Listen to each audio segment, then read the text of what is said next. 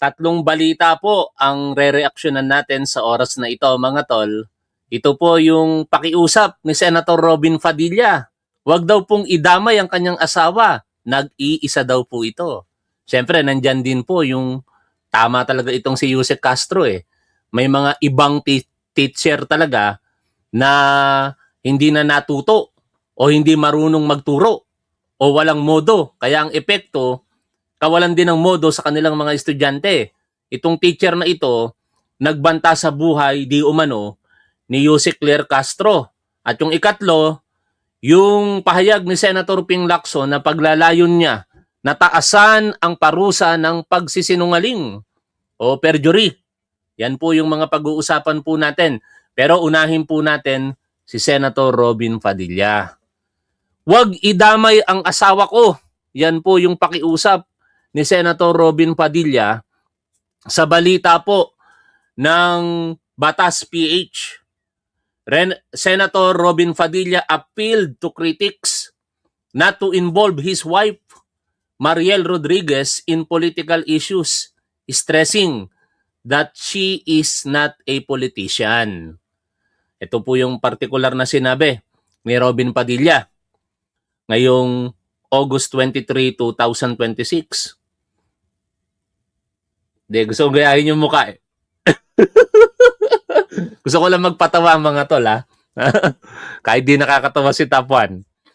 Huwag niyo naman pong idamay ang asawa ko. Nakakapanggigil. Hindi naman po politiko yung asawa ko. Hindi politiko ang aking mahal na iisang asawa. Iisa na lang. Wow. Ginaganon nyo pa? Paano pag naging dalawa pa? Ba? Baka magalit sa si Mariel Rodriguez pag nagdalawa yan.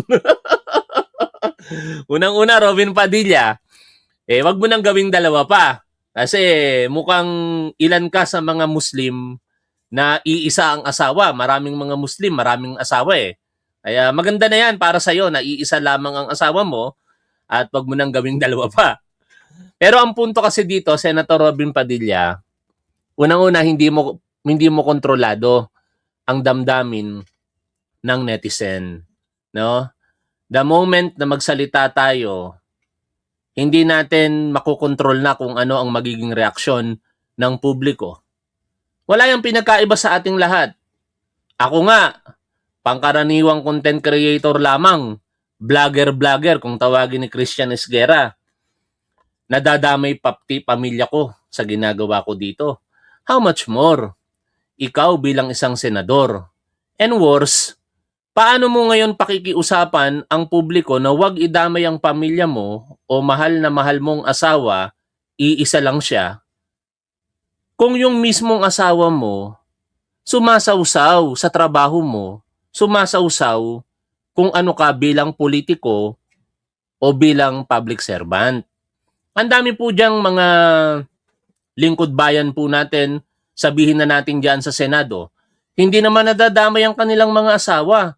Si Senator Ping Lacson, kilala ba natin ang kanyang asawa? Nadadamay ba sa issue ng politika? May mga ilang senador, katulad ng asawa ni Senator Rodante Marcoleta, dahil sa negosyo, insurance, happens na siya yung tagapagbigay o yung kausapin ng mga diskaya di umano sa isang insurance na kinuha nito. Kaya nabanggit lamang yung kanyang pangalan. Yung iba pang mga senador dyan, katulad ni Senator Tito Soto, hindi naman nadadamay si Helen Gamboa. At marami pa. Very active din kasi ang asawa mo na magsalita sa publiko. Hindi ko alam lahat kung ano yung mga pinagsasasabi niya. Kaya tinanong natin kay co-host Top 2. Wala tayong co-host dito kaya kay Top 2 na lamang natin itanong. Ay, kausapin natin si Top 2. Top 2, magandang hapon sa'yo. Magandang hapon din, bro. Tara, kwentuhan tayo. Yes, bro. Yes, bro. Ayos yan, ha? Pero ba nasa isip mo ngayon? Balita, buhay. Mabuti naman. Pero tatlo kasi yung balitang nire-reaksyonan natin ngayon, Top At kung titingnan mo yung thread ng usapan natin dyan, alam mo naman na yan, no? Pero banggitin kong muli, tungkol kay Robin Padilla, kay Senator Ping Lacson, at kay future senator siguro, no? Or Undersecretary Claire Castro. Kay Senator Robin Padilla, nadadamay ngayon ng bashing yung kanyang asawa, kaya may pakiusap itong si Robin Padilla na wag idamay ang kanyang asawa. Pakibigay mo nga sa amin yung mga balita kung saan itong asawa niya na si Mariel Rodriguez Padilla ay nagsalita kaugnay sa politika o pagtatanggol sa kanyang asawa. Naisulat mo na yan sa usapan natin, pero pakibanggit mo ngayon sa ating mga manonood top 2. Sige, kunin ko. Magandang hapon din mga tol. Ito ang malagang punto kung bakit nadadamay si Mariel sa usaping politika. Ilang beses na siyang nagsalita para ipagtanggol ang asawa niya sa mga isyong may kinalaman sa politika. Halimbawa, noong 2022 na kampanya, sinabi niya yung linyam yung na-quote lagi, si Robin noong nasa bilibid nakapagpasa na ng batas. Tapos nitong August 2026, Teka lang.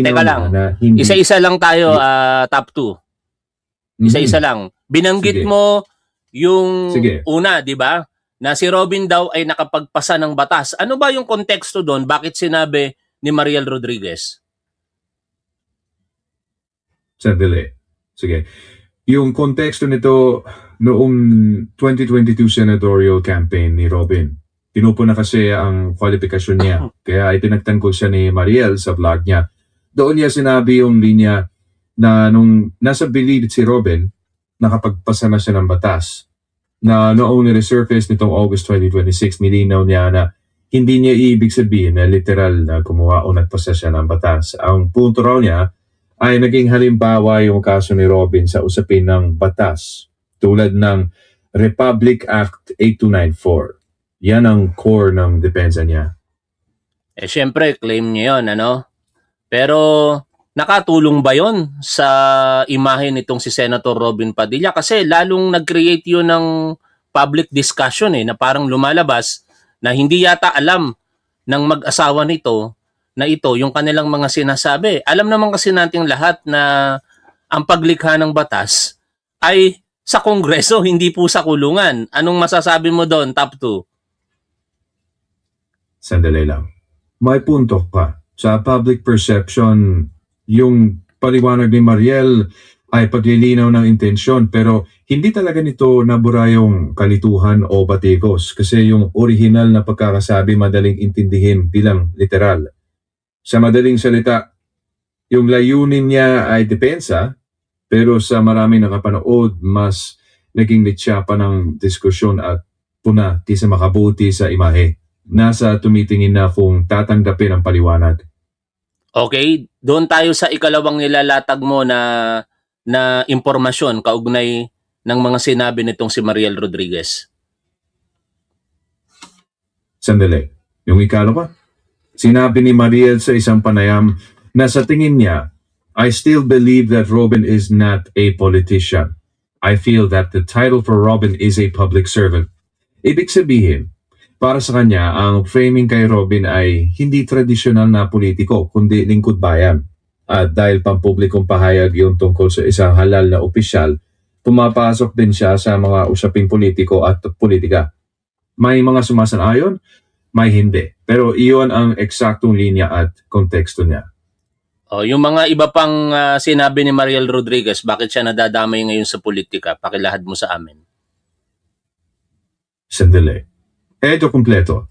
Una, yung depensa niya sa qualification ni Robin noong 2022 campaign, kasama na yung controversial na linyang nakapagpasa ng batas. Nakalaunan ay nilinaw niya na hindi raw literal.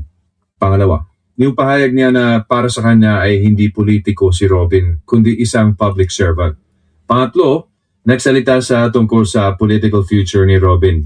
Tulad ng pahayag niya na may mga panahong ayaw na raw nitong tumakbo ulit. At minsan naiisip niyang they don't deserve it. Lalo na kapag sa tingin niya ay mali ang pagkakaintindi sa mga sinasabi ng asawa niya. Pangapat, binanggit din niya na wala raw silang bagong bahay o sasakyan dahil sa pagiging senador ni Robin. Bilang suporta sa pananaw niyang hindi para sa sariling interes ang pagpasok niya sa politika.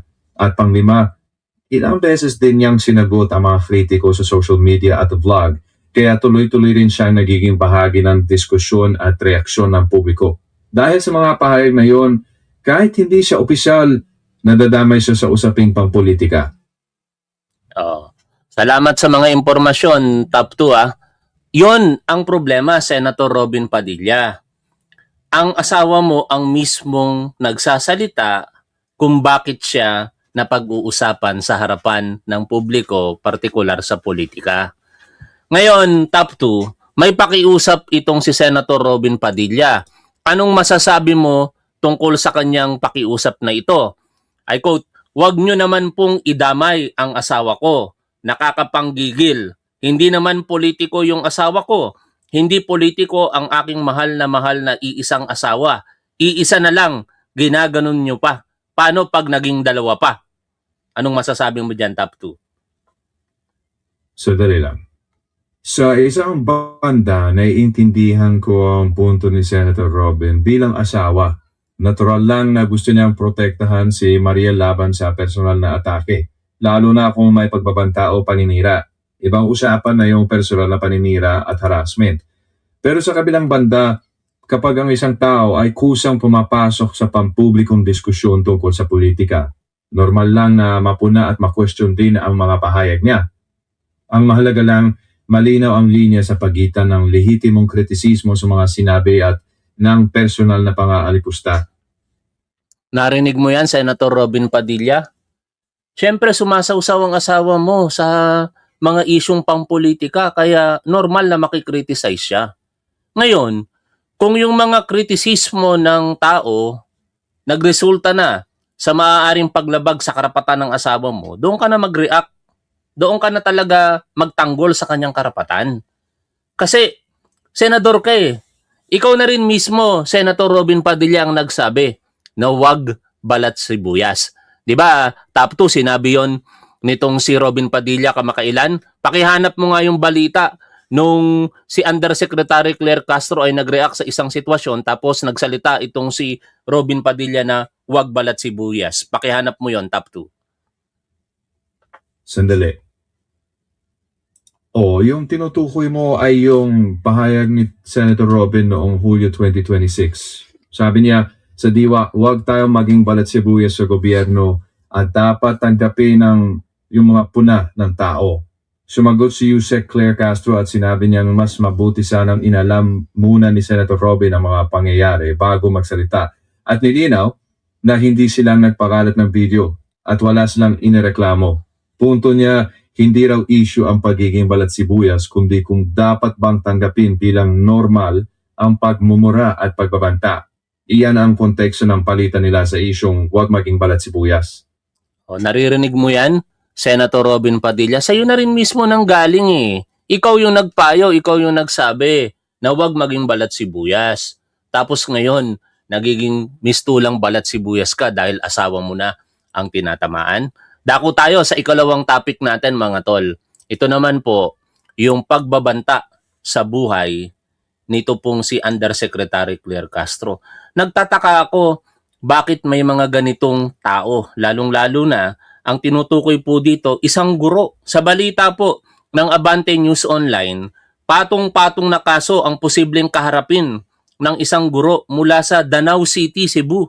Dahil sa bantang babarilin sa bunganga si Palace Press Officer Attorney Claire Castro. Basahin ang buong detalye. I-click ang link sa comment section. Hinahanap ko, wala naman dito sa comment section yung link. Ay, eto pala. Basahin natin kung ano po yung sinasabi po dito sa balita. Ayon po sa balita ng Abante.ph, patong-patong na kaso. Sa kanyang vlog, sinabi ni Castro na hindi simpleng grave threat ang pagbabantang ginawa. Ito po yung pangalan ng guro, di umano, ni Zenith Enriquez. Dahil online ito ginawa at may kulong na hanggang 4 na taon kapag napatunayan. Bukod dito, maaari ding makasuhan ng kasong administratibo si Enriquez at pwedeng matanggalan ng lisensya bilang guro. Sinabi ni Castro na dahil sa kanyang social media post ay posibleng mawala ng trabaho ang gurong nagbantang babarilin siya sa bunganga. Dapat anyang maging responsable sa mga pinopost sa social media dahil maaari silang gayahin ng mga estudyanteng umiidolo sa kanila. Hindi naman tinukoy ni Castro kung sasampahan niya ng kaso si Enriquez sa ginawang pagbabanta sa kanya. Anong masasabi mo dito sa issue na ito, Top 2? Sandali. Sa tingin ko, mahalaga talagang pag-ibahin ang critical na opinion at aktual na pagbabanta. Kung totoo ang banta, seryosong usapin yan. Iba ang malayang pagpapahayag sa pagbabanta ng karahasan. Kung may ebidensya, trabaho na ng mga autoridad at ng korte ang pagtitimbang niyan. Tungkol naman sa posibleng epekto sa lisensya, maaring mangyari yon kung mapapatunayan sa tamang proseso pero hindi dapat unahan ng hatol. Ang mahalaga, managot kung may tunay na banta pero manatili pa rin sa due process at magkaiba ang lehitimong pagpuna at ang pagbabanta. Yun ang patas na opinion, ha. Hindi kasi bias itong co-host natin na si Top 2, si ChatGPT yan mga tol, ha. At alam ninyo, ang akin lamang dito, sana tayong mga guro, guro po ako eh.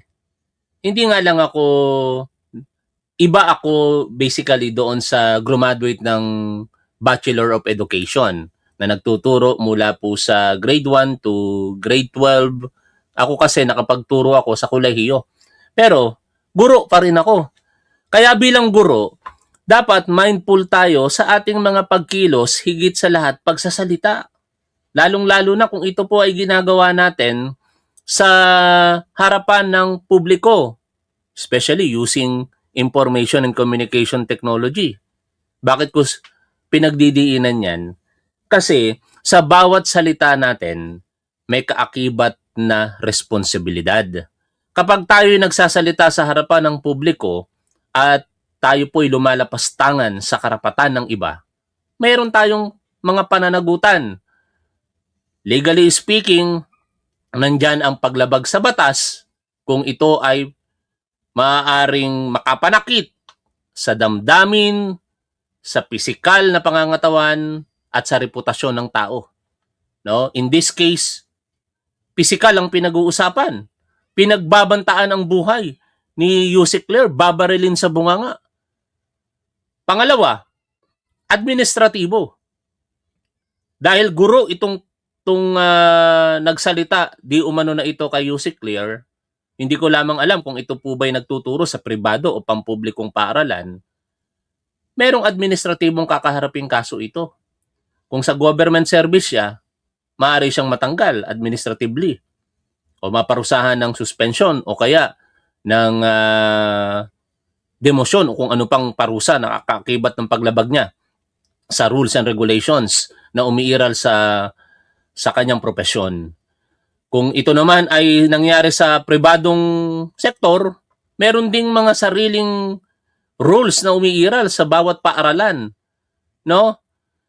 At ang pinakamalungkot dito mga tol, dapat bilang guro, non-partisan.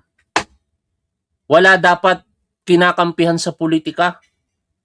Okay lang na i-express mo ang damdamin mo sa mga nangyayari sa ating lipunan, sa ating gobyerno. Pero bilang guro, dapat parang mga pulis yan, parang mga sundalo, mga uniform personnel, apolitical ka. Hindi ka dapat kumikiling sa kahit sinong politika. Ito kasing tao na ito, kaya niya nasasabi ang kay Yusek Claire, malamang sa malamang, ang political preference nito laban sa kasalukuyang gobyerno. At kailangan pa ba nating i-memorize yan na ang mga ganyang pag-uugali na tutunan, napulot ng mga kapwa natin Pilipino sa iniidolo nila na mga Duterte? Yun ang pinakamasaklap na katotohanan dito mga tol eh. No? Simula nang nagkaroon ng pagkakataon na makapagsilbi sa national politics, ito pong Duterte o ang pamilya Duterte, nagkaganito na ang maraming mga Pilipino. Naging bayolente mag-isip, naging bastos, naging palamura lalo, kung ano-ano pa. Top 2, bias ako, pero anong masasabi mo sa mga opinion ko dito? Paki-analyze mo at ihayag mo sa amin kung may mga sobra ba o okay lang ba yung mga pinagsasasabi natin dito. Sandali. Yung sinasabi mo, naiintindihan ko.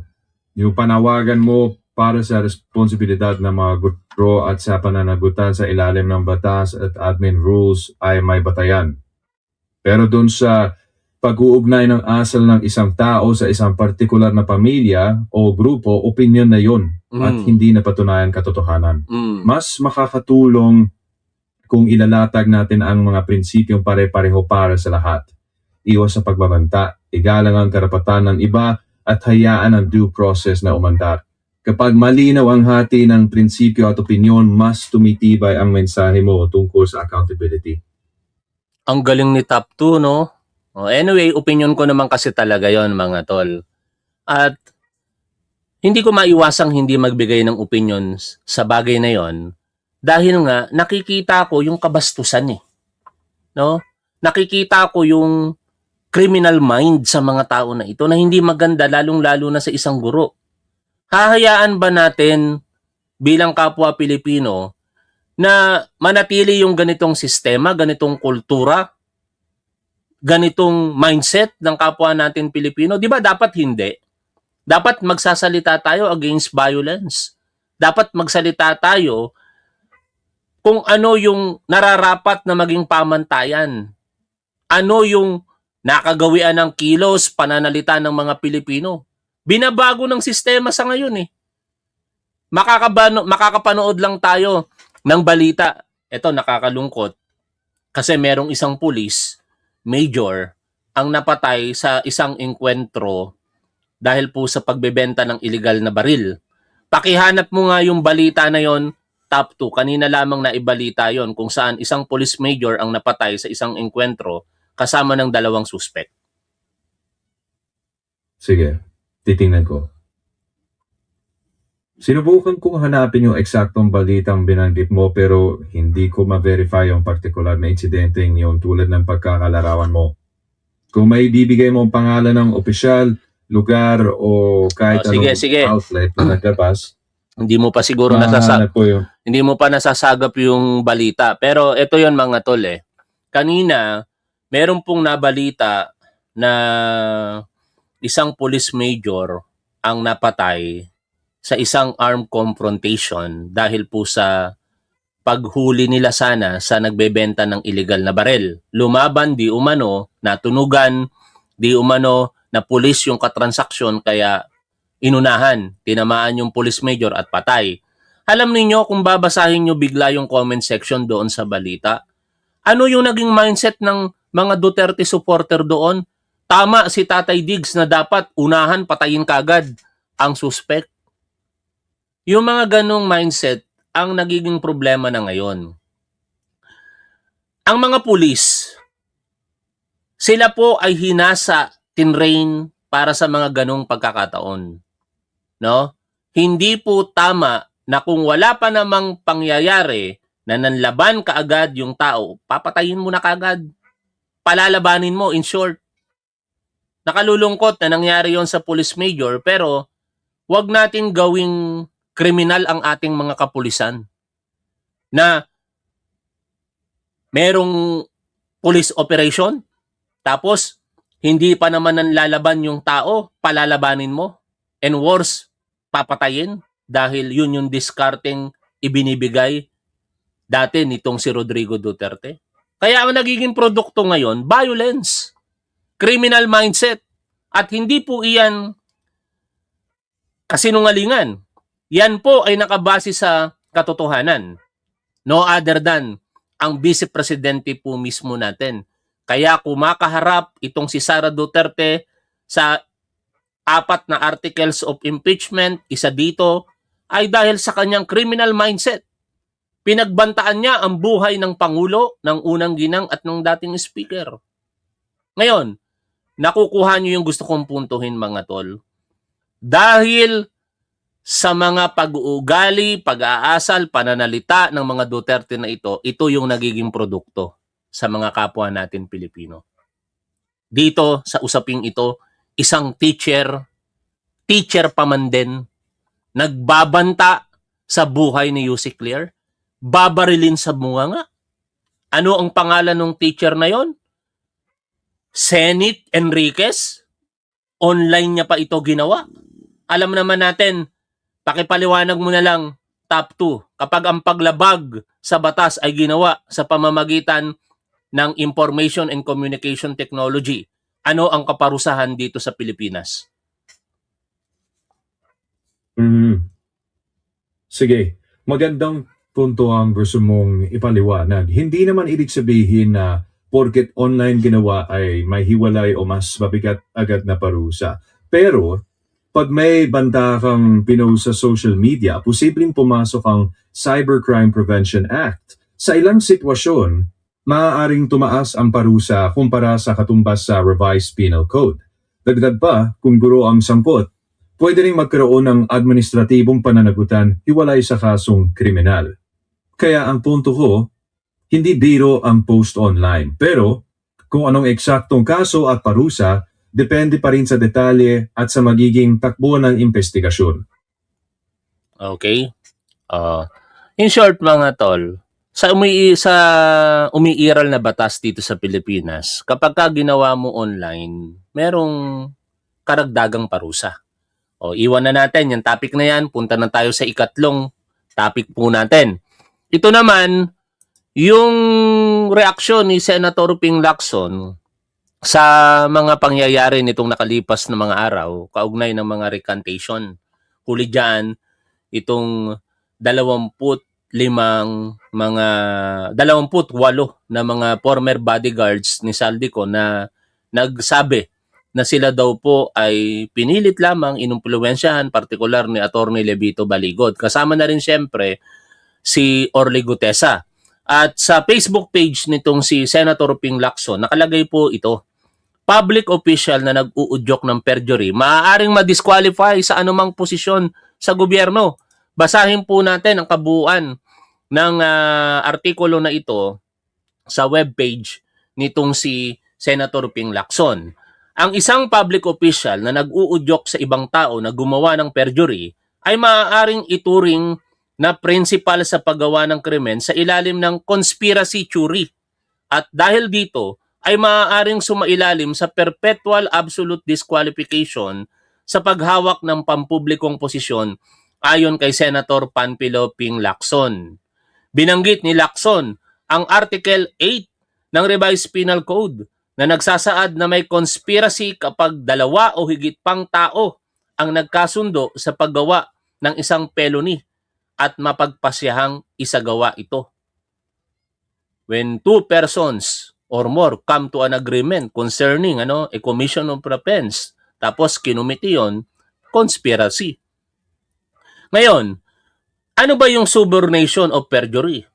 A public official who induces another person to commit perjury may be treated as principal under conspiracy theory, Article 8 ng Revised Penal Code, in the commission of the crime, and shall also suffer an accessory penalty of perpetual absolute disqualification. Pabor na pabor ako dito mga tol. Para yung mga like di umano ni Mike Defensor, Rodante Marcoleta, na di umano nagsulsol dito kay Orly Gutesa, ay hindi na mabigyan ng pagkakataon na makapanungkulan pa sa hinaharap, either by appointment or election. Kasi sinasabi ni Orly Gutesa, kung totoo yung kanyang second statement, na yung 2 daw po na yan ang nag-udyok sa kanya sa pamamagitan ng mga pangako na hindi naman daw po tinupad para magsalita laban sa mga taong binanggit niya.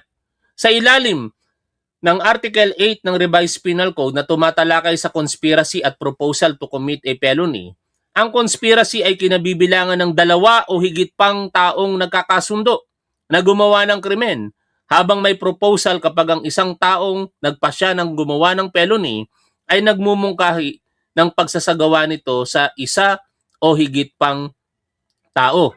Sa ilalim naman ng Article 17 ng Revised Penal Code, kabilang sa itinuturing na principal ang those who directly force or induce others to commit it.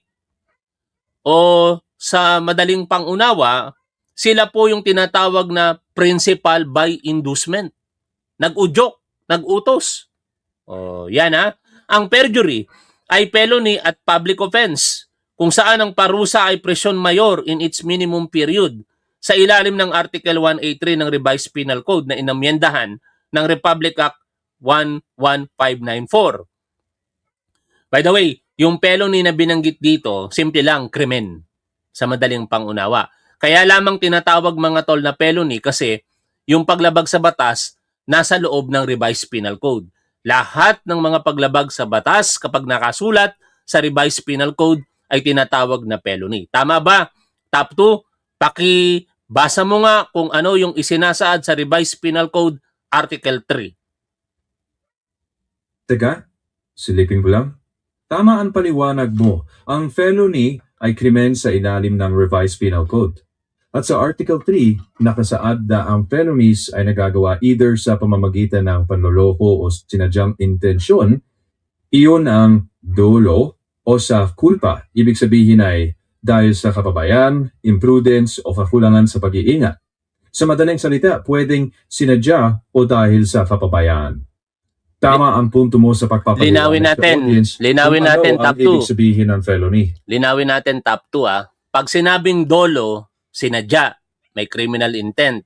Kapag sinabing kulpa, maaaring produkto ng kapabayaan, lack of foresight, lack of skill, at ano pa yung isa? Imprudence. pare. Yan. Galing ni top 2. Nakakabilib talaga tong co-host natin mga tol, ano? De, AI po ito. AI po yung kausap ko mga tol, ha?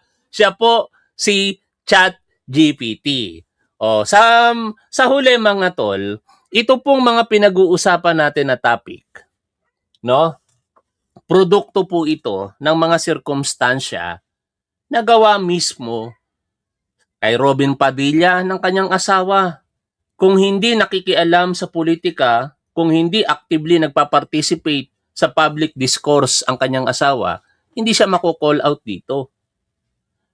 Si Undersecretary Claire Castro, kung nag-iisip ng tama yung guro at kung pinananatili niya ang pamantayan na dapat apolitical ang isang guro, hindi siya ngayon mako-call out ng public at posibleng maharap sa kasong kriminal at administratibo. Kung walang mga nag-uudyok para magsinungaling lumikha ng mga kung ano-anong kwento, walang sasabihin na ganito si Senator Ping Lacson. Kaya sana, no, tayo bilang Pilipino, hindi ko naman ini-impose sa inyo ang paniniwala ko dahil after all, ang paniniwala natin maaaring magkakaiba. Pero doon lang ako sa lagi nating sinasabi dito sa ating programa.